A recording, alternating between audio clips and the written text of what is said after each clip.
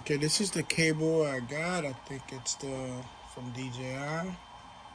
Came in a couple of days ago. I think you can see it, and let me make sure it's in focus. Alright, I'm gonna try it for the first time, make sure that it works, and I'm gonna let you know right now whether it's working or not. I'm gonna connect one side of it to the back of the DJI remote. Okay, connect to the DJI remote. It doesn't connect to the Sendence remote.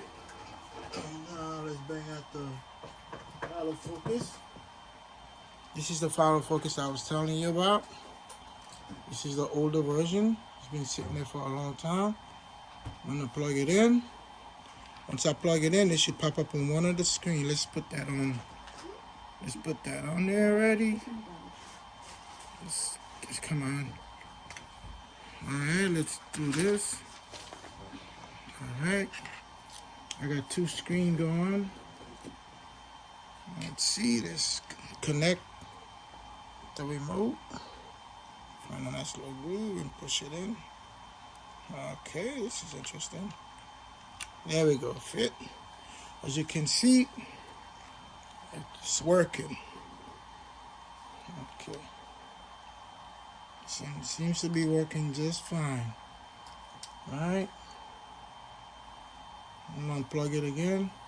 Get you a clear look at that. Come on, this is annoying. This remote's so damn big. Let's move it forward a little bit so you can see the screen.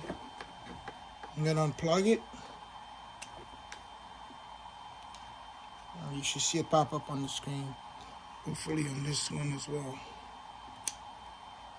It says DJI handwheel focus is working, and it's fully working fine. Thanks for sending the cable, and I'm sending you a video showing that it's fully working. Bye-bye.